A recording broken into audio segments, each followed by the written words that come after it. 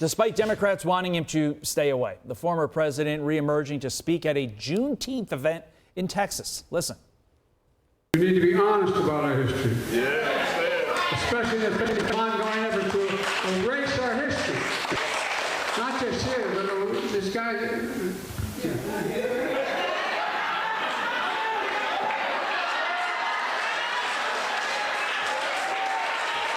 many people are trying to erase our history. And new Fox News polling reveals 68% of Americans believe the Biden White House wasn't honest about the former president's mental fitness.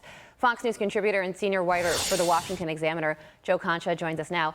Joe, good morning to you. So really two parts to this. First is Joe Biden's attacks on President Trump, accusing him of trying to erase history. And the second part is that he was speaking in public when many people in his party wish that he wouldn't do that.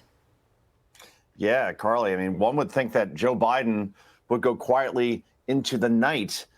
He is toxic. He is unpopular. He is, as a public figure, when you think about like those who should not be doing events like this, Democrats will even tell you that they do not want him in the spotlight because it is a constant reminder of the failure that was his presidency. And more importantly, it was a reminder that almost every Democrat and the media covered up the fact that his brain turned to mashed potatoes years ago, and yet he was the commander-in-chief for 4 years. But the Bidens, I guess, really seem to love money, so they continue to do these appearances as long as he's paid to do it, and that's just the reality for Democrats at this point. They want him to go away because every time he does, it owns a news cycle. But I guess Jill Biden, Dr. Jill Biden, will continue to push him being in public. And again, the fact that, you know, nearly 70% of people think that they were not honest about his cognitive decline while he was in office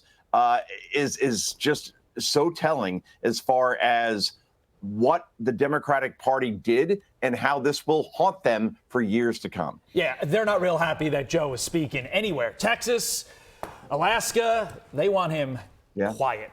Meantime, I want to get your thoughts on this. The View's Sunny Hostin opening up about her interview with Kamala Harris, you know, the infamous one, and that infamous question, would you do anything different from Joe Biden? Watch. I knew it instantly when she answered it, which is why I asked the follow-up question. Is there one thing? I thought it was a really fair question, and I thought it was a question that she would expect. But I expected her answer to be something like, we have won. I intend to build on those wins, but of course I'm going to be different because I'm a woman of color. I'm a child of immigrants.